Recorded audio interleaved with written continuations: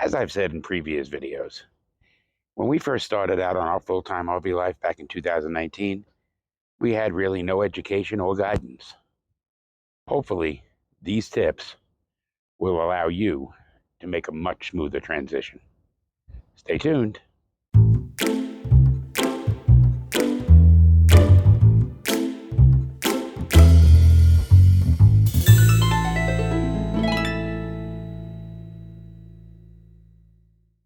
Hey everyone, I'm Felix. Welcome to the Roaming Gomes. If you're just starting out on your full-time RV life, or even if you're just going to be using your RV for camping or vacationing in it, hopefully these tips will help you to make a much smoother transition. Buy an RV. See the world. Plus, if you stick around till the end of the video, I'll give you a bonus tip that could make your full-time or camping RV life much easier. Let's get to it.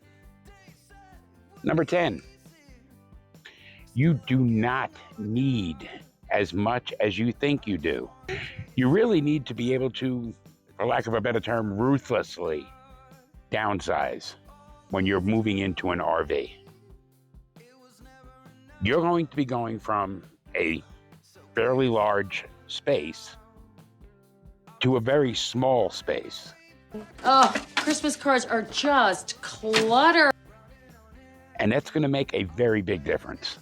Yard sales, Facebook Marketplace, Craigslist, sell your stuff. When we started out, I had a boat, I had a fairly fancy car, I had all the things. We were living in a 3-bedroom, 2-bath apartment with Cindy having a, for lack of a better term, she shed. Claire wanted her she shed. And me having my man cave. You entered his man cave? And we had a lot of stuff. Through yard sales, Facebook Marketplace, and Craigslist, we ended up divesting ourselves of almost all of that. And downsizing to a life in what was at the time a 26-foot travel trailer. That is what you need to do. If you can't, it's going to be rough for you to actually live this life, because you have to think not only in terms of space, but of weight. Every travel trailer and RV has a maximum weight capacity, and you're going to have to come in under that. Number 9, always carry the right tools for your RV. No matter what RV you own, there's always going to be something that needs to be done. And if you don't have the correct tools, you're probably going to have a problem. Because you don't want to have to be calling an RV tech and spending that money. Or if you're a full-timer, you certainly don't want to have to bring your RV into a shop that is going to keep it for, and it's pretty much the average is 3 to 6 months. You're basically giving up your home for 3 to 6 months.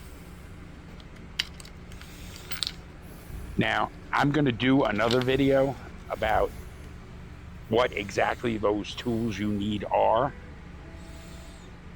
but I will certainly say that there are screws that are specific to an RV. And if you don't have the right tips, you're not going to be even able to tighten or loosen a screw.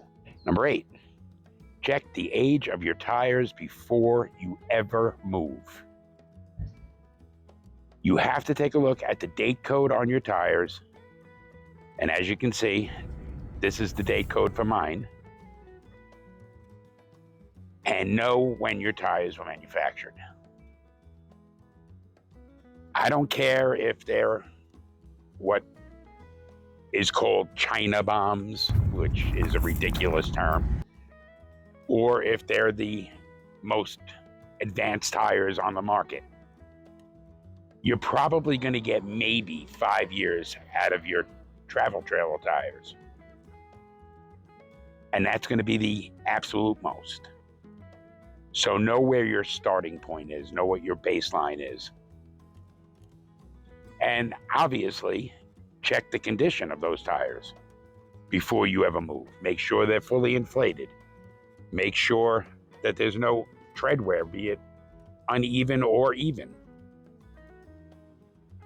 Your tires are your lifeline when you're on the road, and you need to make sure that they are in good health at all times. Number 7, slow down. Don't be ever in a rush to get from point A to point B, because you will miss a lot of what you really need to see and experience. When we first started, I was just like a lot of people. I wanted to max out my time on the road and just continue to go no matter what. Hurry! Just keep going. And at whatever highway speed I could get up to. But in our travel from Greenville, North Carolina to Tulsa, Oklahoma, I pretty much missed everything.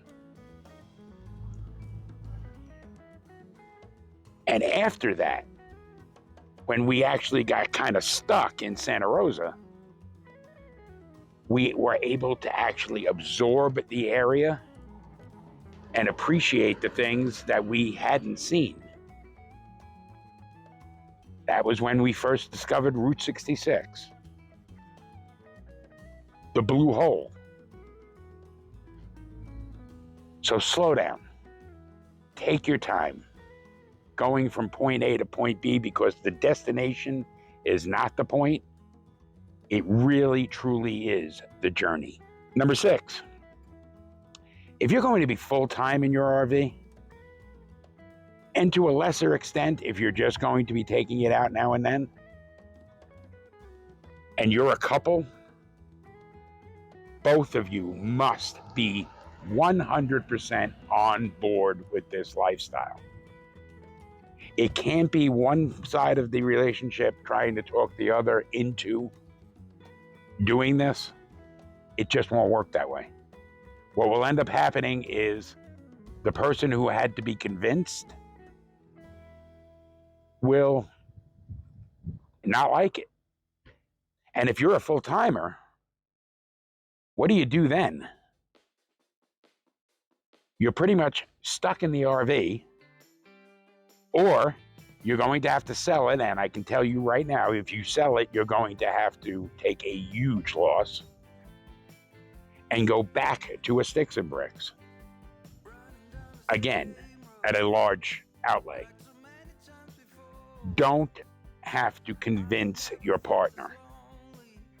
You both need to be 100% on board, because what will happen is arguments will ensue, and that's never fun, especially in such a small space.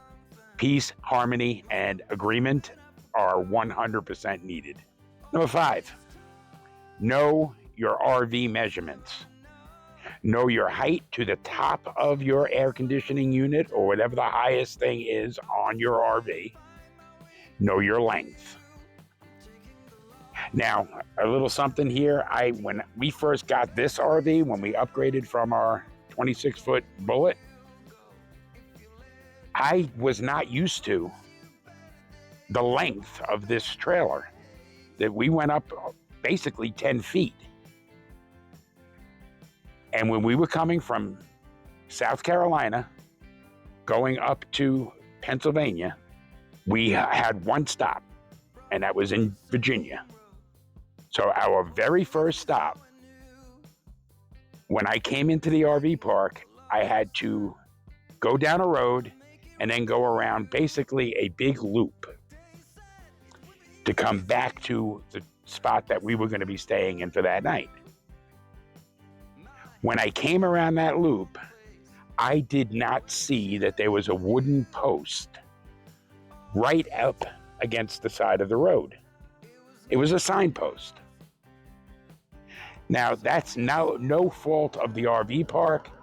That's no fault of anybody but mine, that I hit it. I took the turn a little bit too tightly, and I did this damage to the RV. Fortunately for us, it really doesn't affect anything other than visual.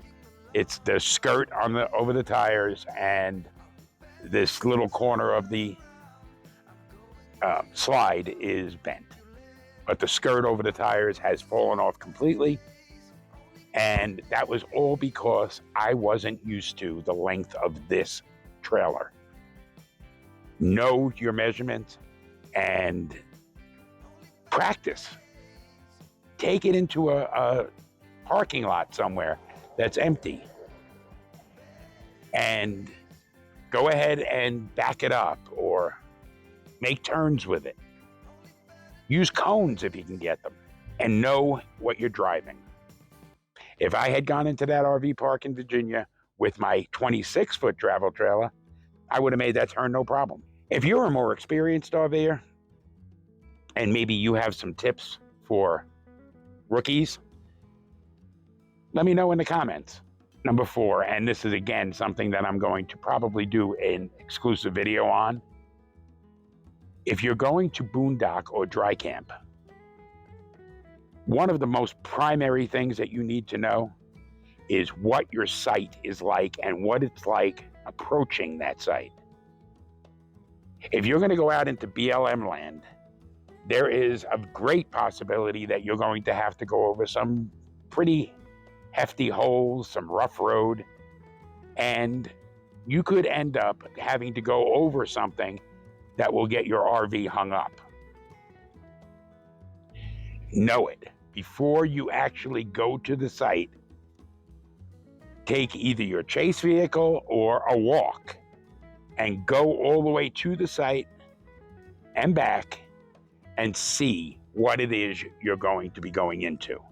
If you're going into an RV park, you really don't have to worry about that. They're going to have either paved or hard pack roads. And this is what they do. RVs are coming in every day.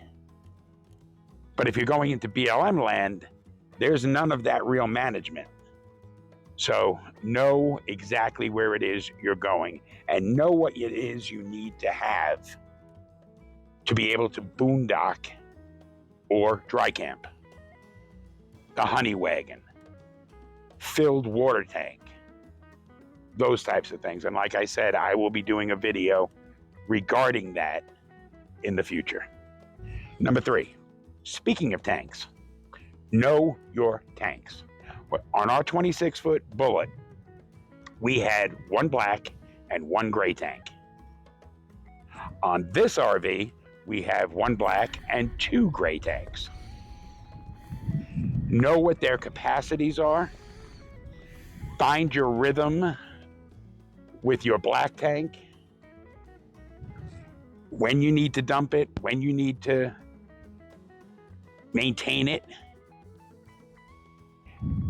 And know that no matter what anyone says, if you're in an RV park with full hookups, your gray tank should be open, your black tank should be closed. Period. Until you're ready to flush and empty that black tank, that valve needs to be closed. Your gray tanks, there is absolutely no reason why you can't leave them open and just let the water flow out. Now, if you're getting ready to pull out or go to your next location, I would suggest closing your gray tanks the day before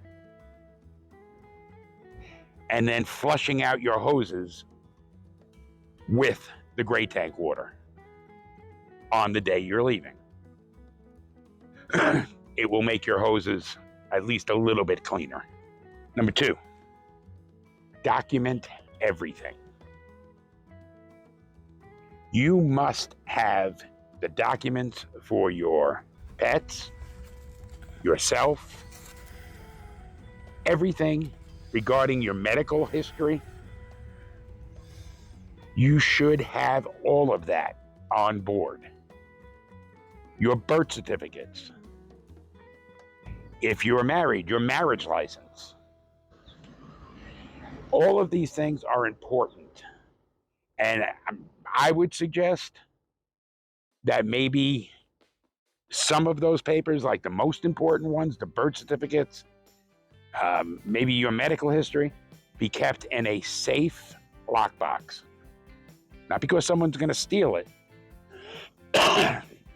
but because if there should, God forbid, be a fire, you'll still have those papers. And number one, don't be afraid to ask for help. I'm not going to say that everybody in the RV world is all sunshine, rainbows, and unicorns farting glitter. The RV's rolling away. But I have found in 3.5 years that the community of RVers is nothing if not helpful. No. Me RV, yes, Sue RV. If you're in an RV park or anywhere and you're having a problem that you just can't seem to fix, don't be afraid to ask your neighbor. And there's another little thing. Get to know your neighbors. If you've got a problem, you'll know who it is that's next to you and if you can count on them to help. When we went on our test camp, the very first time we ever took our original RV out, we went to Charlotte, North Carolina. We were all set. We were going to go see a concert that night in Charlotte. And my wife and I wanted to take a shower. So we got in the shower and we started it up, and we had extremely cold water. And we didn't know how to turn on our water heater. I asked a couple of people near us, and we came to find out that Camping World, where we bought our RV, had winterized the RV and had not unwinterized it so that we could go use it. It became a very, very simple matter of just opening up a panel, turning one valve, and bang, our water heater was working. Get to know your neighbors and don't be afraid to ask them for help. I promised a bonus tip. There's an old saying from Edgar Allan Poe. Don't believe any of what you hear and only half of what you see. And that is no more applicable than it is to social media. Don't go into Facebook groups and ask open-ended questions, because all you're going to end up getting is hundreds of answers that absolutely disagree with each other. Your best bet is to find somebody, I don't care if it's me on YouTube or somebody else, that you can take advice from, that you trust. Somebody who knows what they're talking about, somebody who's done this for a while, and you can feel confident in the advice they'd offer. YouTube, Facebook, Instagram, Twitter, all of those will offer you nothing but differing opinions. So settle on one person, or one company, or one source for your advice and education on the RV life. That's all I got for this week. Thanks for watching, and if you've gotten anything out of this video, I would love it if you'd hit that like button. Really means a lot to me and a lot to the channel. Until next time, I hope you can find less worry and more wonder.